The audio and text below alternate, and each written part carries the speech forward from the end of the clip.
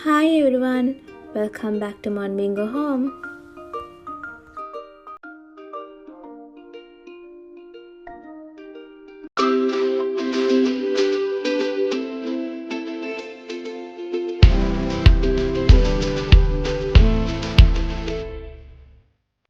Thank you so much everyone. අපිට 1000 subscribers ලා දැන් ඉන්නවා. ඔක්කොටම කලින් ඒක තමයි මට කියන්න ඕන කරේ. Thank you so much අපිව subscribe කරපු හැම කෙනෙක්ටම. ඉතින් ඔයාලා හැමෝටම කොහොමද? මට ගොඩ දවසකින් ඔයාලට වීඩියෝ එකක් ගේන්න බැරි වුණා. අපි දෙන්නම ටිකක් බිසි වෙලා හිටපු හින්දා මම හිතන්නේ මාසෙකින් විතර මම මේ අලුත් වීඩියෝ එකක් අරන් එන්නේ. දන්නේම නැතුව කාලෙත් ගිහිල්ලා මේ අවුරුද්දත් ඉවරම වෙලා නේද. ඉතින් අපි දෙන්න හිතුවා මේ අවුරුද්දට අපේ දෙන්නගේ ගෙදර කලර් වොෂ් එක පටන් ගන්න. අපි මුලින්ම ස්ටාර්ට් කරේ අපේ ලිවිං රූම් එකෙන්.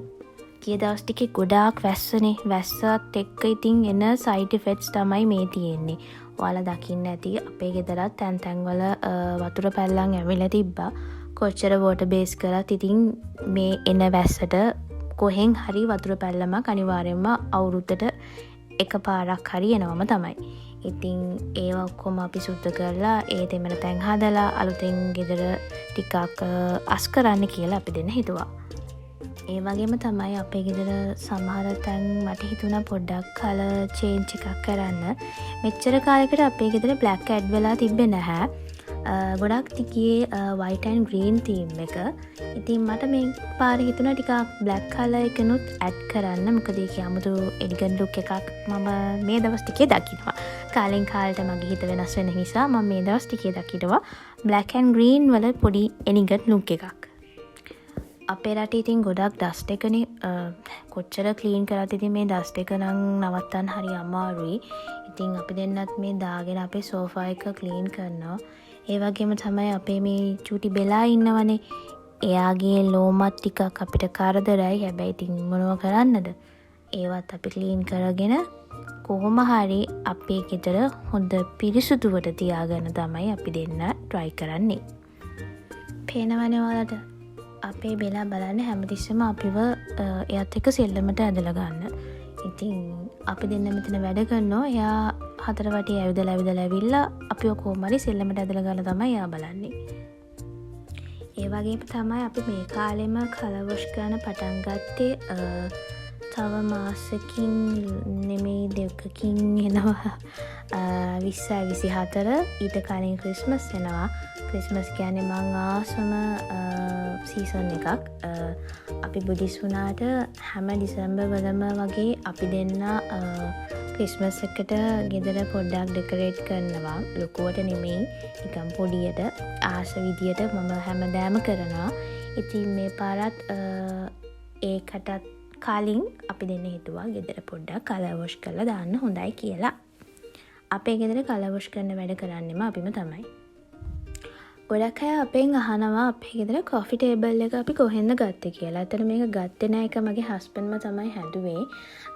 මේක අපේ කලින් තිබ්බ කොෆි ටේබල් එකට අපි ටිකක් පේන්ට් වර්ග අර උඩින් ගාලා ඒක පොඩ්ඩක් දැන් කැත වෙලා තිබ්බා. ඒක නිසා පේන්ට් රිමූවර් කරලා අලුතෙන් පේන්ට් ස්ප්‍රේ කරලා අපි ටොප් එකට ග්ලාස් එකක් දාලා අලුතෙන් කොෆි ටේබල් එක අපි රීමේක් කරා.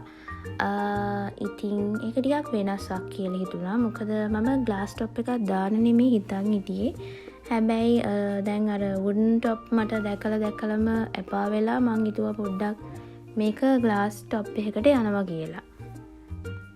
ඒකත් ඉතින් අපි දෙන්නම තමයි කරගත්තේ. ග්ලාස් එකක් ගෙනල්ලා උඩින් ටොප් එක දැම්මා. හරිම ලේසි. හිතුවට වඩා ඒක ඇත්තටම හොඳයි. නිකන් ටිකක් ටේබල් එක ටිකක් ලොකු වෙලා වගේ පෙන්න ගත්තා. එතමනේ. එයත් එක්ක බෙලා හැමතිස්සම හැම එකටම මැද්දට පයින්නවා. මෙයා මෙතන යටට රිංගුවම මෙයාගේ මේ තියෙන මවිල් ග්ලාස් එකේ උඩ ඇලවෙනවා. මං කොච්චර උඩින් පිහදැම්මත් යට ග්ලාස් එකේ මවිල් මෙයාගේ තියෙනවා. ඉතින් එයාට ඒක තේරෙන්නේ නැහැ. එයා එන්නෙම අපි කොහෙද ඉන්නේ අපේ ළඟටම ඇවිල්ලා එතනට ඇවිල්ලා උරුතල් වෙන්න තමයි බලන් ඉන්නේ. එයා ඉතින් දැන් මේකත් ඇත්තම කිව්වොත් සෙල්ලමට අරගෙන ඉන්නේ. හැමතිස්සෙම එයාට ඕනේ අපි දෙන්න එයාව හුරුතල් කර කර ඉන්නවා බලන්න විතරයි. මං කිව්වනේ මේ දවස් ටිකේ මට පොඩ්ඩක් බ්ලැක් කලර් පිස්සුවක් තියෙනවා කියලා. ඉතින් මම මේ වාසෙකත් බ්ලැක් කරා. මේක වයිට් තිබ්බේ. මං ඉතින් මේක බ්ලැක් කරා. හැබැයි ඒකේ තමුතු ලස්සනක් තියෙනවා. ඔයාලා ගෙදර ඉන්ටීරියර් කරනවා නම් අනිවාර්යෙන්ම කැන්ඩල් හෝල්ඩර්ස් තියන්න අමතක කරන්න එපා. මොකද මම දකින දෙයක් තමයි කැන්ඩල් හෝල්ඩර්ස් වලින් අමුතු ලස්සන එලිගන්ට් ලුක් එකක් එනවා. ගොඩක් අය කේන් බඩු වලට ආසයිනේ. හැබැයි කේන් බඩුත් හොඳට මේන්ටේන් කරන්න ඕනේ. එතකොට අපිට ගොඩක් කාලයක් තියාගන්න පුළුවන්. අනිවාර්යෙන්ම වැස්ස කාලෙදී කේන් බඩු වල පොඩ්ඩක් පුස් ගතියක් ඇති වෙනවා. ඉතින් ඒ කාලෙට කරන්න ඕන ඒ පුස් ගතිය හොඳට පිහදාලා ඊට පස්සේ හොඳට බ්‍රෂ් කරලා අනිත් දූවිලි ඔක්කොම ටික යන්න ඊට පස්සේ හොඳ ස්පොන්ජ් එකකින් ඒක පිහදාලා මං හොඳ අවුවේ ඒ කේන් බඩු හැම දෙයක්ම අපේ ගෙදර තිබ්බ ටික වේලෙන්න තිබ්බා. ඊට පස්සේ තමයි ඒ ටික ගේ ඇතුලෙන් තිබ්බේ. ඊට පස්සේ අපේ මේ ෂෙල්ෆ් ටිකත් මම වෙනස් කරන්න හිතුවා ටිකක් අර black and white theme එකට යන්න. මේ ඕර්නමන්ට් ඔයාලට අපේ මොන්මින්ගෝ හෝම්වෙයා එකෙන්ම ගන්න පුළුවන්. මමත් ආසම ඩිසයින්ස් වගේක් තමයි මම මේ තියන්නේ. ඉතින් ඔයාලටත් කැමති නම් අපෙන් ගන්න පුළුවන්.